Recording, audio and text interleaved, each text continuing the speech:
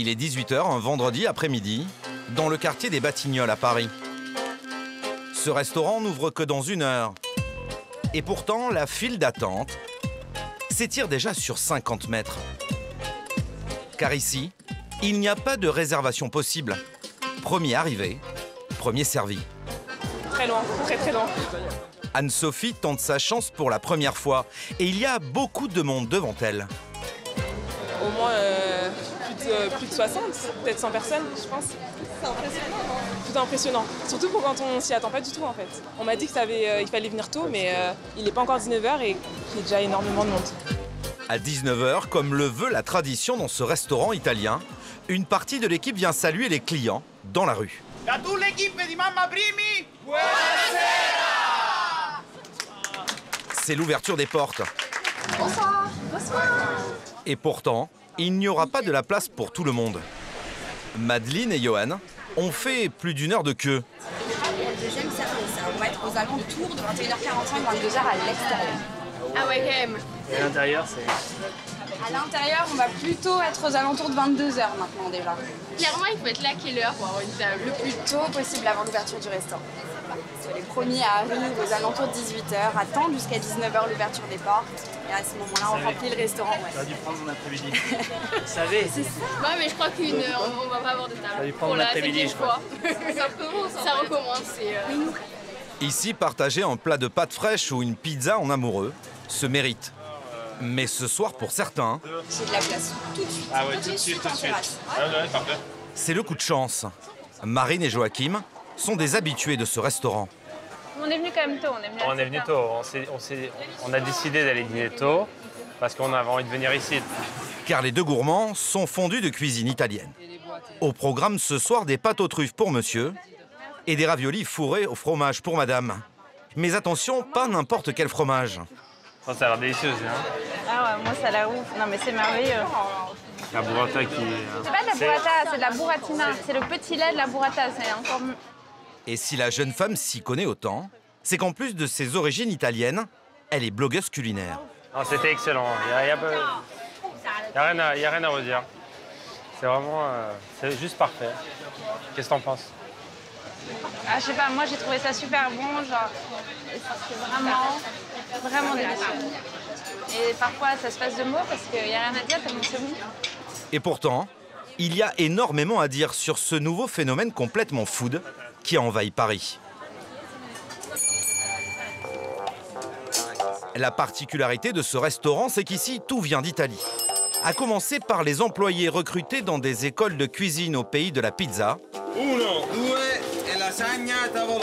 Et des produits achetés en direct à 200 producteurs.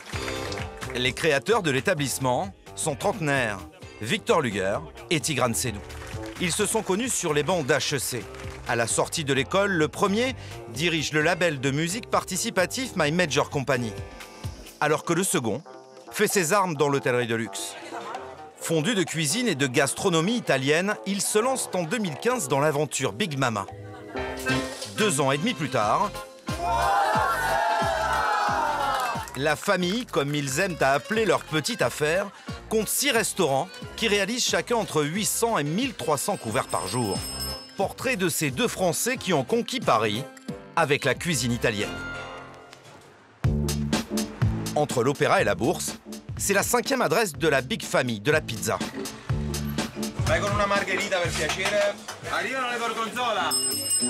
La particularité du dernier né du groupe, c'est la pizza comme à Naples. Voici la margarita, jusque-là pas grand-chose de nouveau. Une composition simple, mais avec un ingrédient en plus, le prix. Simple. Pâte à pizza avec une bonne farine. Tomate, bonne tomate, bonne huile d'olive, parmesan et mozza. Tout simple. Il y a 5-6 ingrédients, basilic. C'est un parfum incroyable, vous pouvez le voir. Tout ça, quel prix? 5 €. Comme à Naples. Comme à Naples. C'est la pizza la moins chère de la carte. La plus chère est aux truffes à 16 €. Et comme nous, vous vous dites, mais comment est-ce possible? Est-ce juste un coup marketing? Et ça fait partir au four. Piero Cristiano, le chef des restaurants du groupe, a la réponse. Le bon produit, on le paye le bon prix. parce qu'on n'a pas d'intermédiaire. Ça, c'est la chose la plus importante. On n'a pas d'intermédiaire. On n'a pas quelqu'un à Paris qui nous achète la mozza, ou quelqu'un en Italie qui l'achète chez un caseificio. Non, nous, on prend notre avion, on va à Naples. Eh bien, banco, let's go to Italy. Direction Naples, sur les traces de la pizza à 5 €, avec Ciro, le chef, et Victor, l'un des 2 associés de Big Mama. L'Alsacien est ici comme chez lui. Il maîtrise parfaitement l'italien. Ciao, buongiorno. Sarno, sur les contreforts du Vésuve, c'est la région de la tomate d'appellation protégée, la tomate de la pizza napolitaine. Signora, buongiorno. Piacere, Victor. Vincenzo a 75 ans. Avec son épouse, cela fait 50 ans qu'il cultive des tomates sur les 3 hectares de sa petite exploitation. Quantità, quanti chili, quanti, Combien vous récoltez? Ça dépend des années. À peu près. Entre 20 et 30 tonnes. Et ici, aucune machine agricole. Tout est fait à la main. Au bout de la chaîne, on sert vos tomates sur les pizzas et les pâtes. Et vous savez, ça donne beaucoup de plaisir aux gens. Alors merci beaucoup, merci encore à vous. Tant mieux, car on travaille beaucoup pour ça. Il faut énormément de temps pour faire la récolte, et au final, c'est ça qui fait la différence. Une soixantaine de petits producteurs comme Vincenzo travaillent pour une coopérative agricole située à quelques kilomètres de là.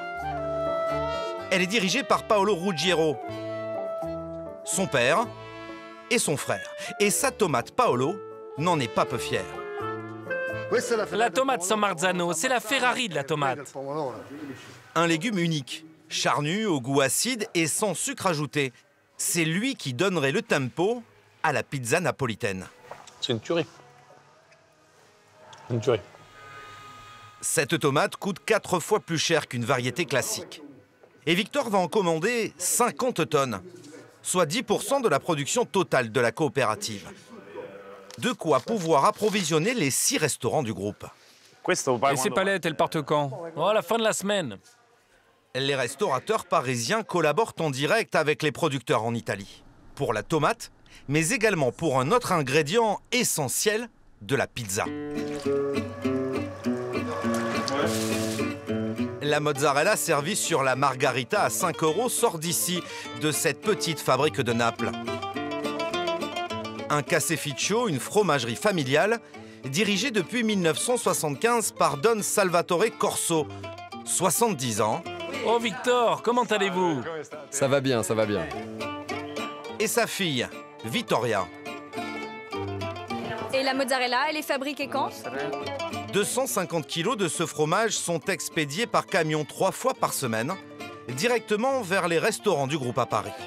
Un gage de fraîcheur et de qualité, mais aussi de rentabilité. On a fait des restaurants qui faisaient au moins 100 places assises parce que ça nous permet d'avoir des volumes qui justifient d'avoir des camions qui font l'aller-retour juste pour nous. Mais Victor et Ciro sont surtout venus pour faire un point sur la qualité du fromage livré chaque semaine. Malgré leurs dernières recommandations, la mozzarella est encore trop humide et remplie de lait. Pas vraiment idéale pour la servir sur les pizzas. La mozzarella que tu nous as livrée ces 3 dernières semaines, elle est rapidement devenue souple. C'est pour ça qu'on a changé. Vous l'avez faite plus sèche? Ouais. Après la tomate et la mozzarella, Victor et Ciro ont rendez-vous chez un monument de la cuisine italienne, sans qui la pizza ne serait rien. Dans un quartier populaire du centre de Naples, se cache le premier fournisseur de farine des pizzaiolos. On rentre dans l'antre de Caputo. 750 tonnes de farine sont produites tous les jours dans les moulins de la famille Caputo. Car pour réaliser une véritable pizza à la napolitaine, il faut bien évidemment de la farine napolitaine. Elle est testée ici, dans ce laboratoire, par des spécialistes en blouse blanche. Étirée, malmenée, gonflée, poussée jusqu'à la limite, afin d'évaluer son indice de force, c'est-à-dire son élasticité. Le W, la force de ta farine, va te permettre d'obtenir à la fois ce cornichon napolitain gonflé, craquant comme du pain, et en même temps, une pâte au milieu qui soit fine et craquante. Et de la farine, les restaurants de Big Mama en consomment énormément, 115 tonnes par an. Tomates, farine, mozzarella, tout vient d'Italie. Et pour le personnel, c'est pareil. Direction Rome. Plusieurs fois par mois, Elsa et Tiziana, les deux RH du groupe, organisent des speed recruiting, des entretiens d'embauche dans des écoles de cuisine ici en Italie. Leur mission, recruter celles et ceux qui intégreront les prochains restaurants qui vont ouvrir. Et pour Elsa, le temps presse. Et ça peut vraiment aller très très vite. Si on a un mec hyper motivé, que derrière il a vraiment l'envie de prendre des responsabilités, ben voilà, on le met en parcours de formation hyper rapidement et ça peut vraiment, lundi, il peut être à Paris. Aujourd'hui, dans cette école privée de cuisine, elles vont rencontrer une cinquantaine d'élèves. Buongiorno. Ciao ragazzi. Ciao ragazzi. Ah, Elena. En Italie, ces apprentis cuisiniers ont peu de chances de trouver un emploi. Le taux de chômage est élevé et les conditions de travail précaires. Notamment en Italie, ils sont payés au black. Ils n'ont pas de contrat, ils sont assez exploités. Là, la moyenne des salaires des gens qui ont quitté l'école la première année, c'est 700 € net en Italie, à Rome. Je ne te parle pas des petits villages. Et en France? Donc en France, dans le groupe, chez nous, c'est 1 500 € net pour des gens qui commencent, première expérience, etc. Voilà, c'est même 20% de plus que le marché français où ils sont au SMIC à 1 280 € net. Autre argument de poids, la nature du contrat. Chaque nouveau salarié intégrera l'entreprise en CDI, en contrat à durée indéterminée. Chacun des candidats va être reçu durant 5 minutes par Elsa et Tiziana pour un entretien express. Leur motivation, leur expérience, leur passion, mais surtout, sont-ils prêts à tout quitter et s'installer à Paris? Ce n'est pas facile. Tu seras longtemps loin de ta famille et de ta ville, et ça, tu dois le sentir, toi. Certains sont réellement disposés à tenter l'aventure. C'est le cas de Flavio, un Romain de 28 ans. Ciao. Bonjour, Elsa. Flavio, enchanté. Quelle est ton ambition? Je veux arriver à ouvrir un jour mon propre restaurant. Tu veux être chef, c'est ça? En pizzeria et cuisine? Oui, c'est ça. Et sur le plan personnel? Tu es célibataire, fiancé? Je suis fiancé. Et que fait ta fiancée? Elle fait de l'animation 3D. Et elle travaille en ce moment? Elle ne travaille pas pour l'instant. Et justement, Paris serait pour elle aussi une opportunité unique, car c'est l'un des plus grands centres d'animation 3D au monde. Et ta fiancée est prête à te suivre? Oui, vraiment. Car c'est très important d'avoir cet équilibre entre la vie professionnelle et la vie privée. Tu es typiquement le candidat que l'on recherche parce que tu as envie de progresser et de devenir chef exécutif. Merci. Merci. Grazie Flavio, bello percorso. Grazie. Ouais, lui, je pense qu'il arrive dans 2-3 semaines. En plus, elle parle français et elle veut venir à Paris. Donc, ciao, sono Elsa. Ce jour-là, sur la cinquantaine de candidats, Elsa et Tiziana auront recruté 2 cuisiniers et du personnel. Elles vont en avoir besoin. Le tout nouveau restaurant du groupe va ouvrir ses portes au cœur de Pigalle. Dans cet ancien hôpital, 5 étages entièrement dédiés à la cuisine italienne. Au bar, une brigade de serveurs, de commis et de cuisiniers prend des forces. Bon les amis, on monte tous là-haut. Allez, andiamo, terzo piano. Tigran Sedou va sonner la fin de la récré. Car ce soir, tous vont jouer l'un des matchs les plus importants de leur vie. On se fait un arc de cercle.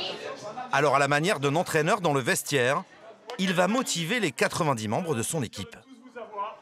Une ouverture, les amis, c'est quelque chose de compliqué. Ça va être dur.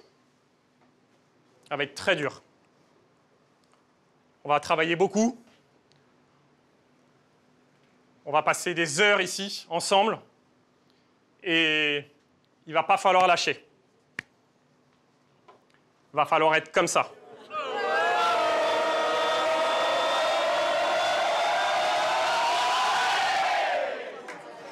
Une préouverture réservée aux amis et collaborateurs, au cours de laquelle 250 clients vont jouer les critiques gastronomiques. L'idée, c'est qu'on fait donc 50% sur l'addition et qu'en contrepartie, on vous demande d'être ultra critique et de nous donner voilà, tous les trucs qui vont bien, les trucs qui vont pas bien. Voilà. Bon, bah, merci beaucoup et bienvenue en tout cas. Merci. Une période de test qui aura duré plus d'une semaine, car l'enjeu est colossal. On se met la barre assez haute, c'est vrai, parce qu'on vise sur des restaurants de 250 places assises de faire à peu près 1000 clients par jour sur ces tailles-là. C'est la 6e adresse que le groupe ouvre en 2 ans. Une prise de risque et une audace qui ont séduit mais aussi bluffé les investisseurs et non des moindres. C'est le cas de Xavier Niel, le patron de Free, l'éleveur de start-up à succès, tombé sous le charme à l'issue d'un déjeuner dans l'un des tout premiers restaurants du groupe, il y a moins de 2 ans. Merci beaucoup. On n'était pas dans le truc bobo classique de Bastille, on avait des gens qui avaient inventé un truc complètement nouveau. Le truc était fou, on avait dans un restaurant, il n'y avait que des Italiens qui servaient et qui ne parlaient pas français. Et ce qui est drôle, c'est que c'est d'ailleurs un des Italiens de l'équipe, Fabrizio, qui nous envoie un mail l'après-midi. Je me souviens, c'est le jour de mon mariage et qui nous dit il y a un monsieur qui est venu, je ne savais pas qui c'était, il m'a laissé sa carte et il aimerait vous rencontrer. Une rencontre loin d'impressionner les 2 jeunes entrepreneurs. Cette nouvelle adresse n'est qu'une étape. Tigrane et Victor nourrissent des ambitions bien au-delà de Paris. On se laisse l'opportunité d'en ouvrir d'autres, dans d'autres endroits, dans d'autres rêves. Peut-être Londres, Madrid, Milan demain. En tout cas, on continue de rêver grand. Il y a encore 2 ans, les 2 trublions de la restauration rêvaient d'ouvrir leur propre restaurant. Ils sont désormais en passe d'exporter leur concept dans le monde entier. Dégustation.